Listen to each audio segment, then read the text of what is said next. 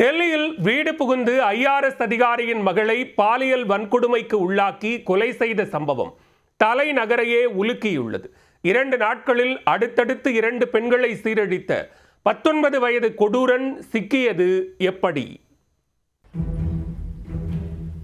IRS அதிகாரியின் வீட்டில் 4 அடுக்கு பாதுகாப்பையும் மீறி உள்ளே சென்று கொலைபாதக செயலில் ஈடுபட்ட முன்னாள் ஊழியர்தான் இந்த இளைஞர்.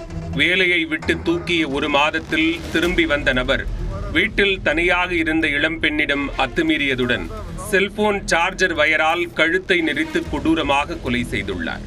IAS கனவில் இருந்த IIT மாணவிக்கு நேர்ந்த கொடூரத்தின் பகீர் பின்னணி என்ன?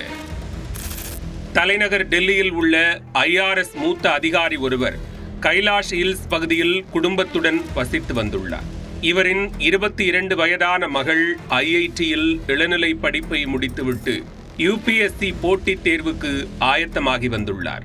அதிகாலையில் IRS அதிகாரி தனது மனைவியுடன் வழக்கம் போல உடற்பயிற்சி கூடத்திற்கு சென்றுள்ளார். பின்னர் காலை 8 மணி அளவில் இருவரும் வீடு திரும்பியுள்ளனர். வீட்டின் கதவுகள் திறந்து கிடந்த நிலையில் படுக்கை அறையில் அவர்களின் மகள் இரத்த வெள்ளத்தில் சடலமாக கிடந்துள்ளார். அதை கண்டு பெற்றோர் அதிர்ச்சியில் உறைந்து போயுள்ளனர்.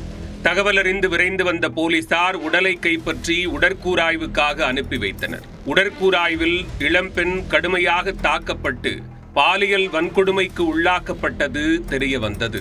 தொடர்ந்து செல்போன் சார்ஜர் வயர் மூலம் கழுத்தை நெரித்து கொலை செய்ததும் அம்பலமானது. இதனிடையே சம்பவ இடத்தில் உள்ள தடயங்களை சேகரித்த போலீசார் CCTV கேமரா காட்சிகளையும் ஆய்வு செய்தனர். அதில் காலை 6:28 மணிக்கு இளைஞர் ஒருவர் IRS அதிகாரியின் வீட்டிற்குள் சென்றது தெரிய வந்தது. பின்னர் 7:22க்கு வேறு உடையை மாற்றிக்கொண்டு வெளியே வந்துள்ளார்.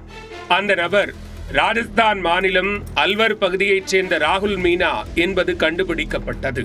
19 வயதான இவர் IRS அதிகாரியின் வீட்டில் வேலையாளாக பணியாற்றி வந்துள்ளார்.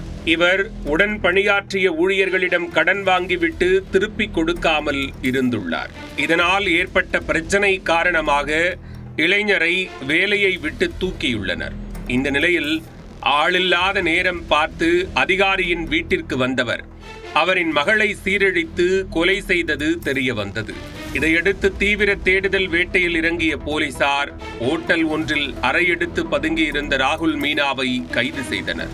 தொடர்ந்து மேற்கொண்ட விசாரணையில் செவ்வாய்க்கிழமை அன்று அல்வரில் உள்ள சொந்த கிராமத்தில் திருமணமான பெண் ஒருவரையும் ராகுல் மீனா பாலியல் வன்கொடுமை செய்தது அம்பலமானது.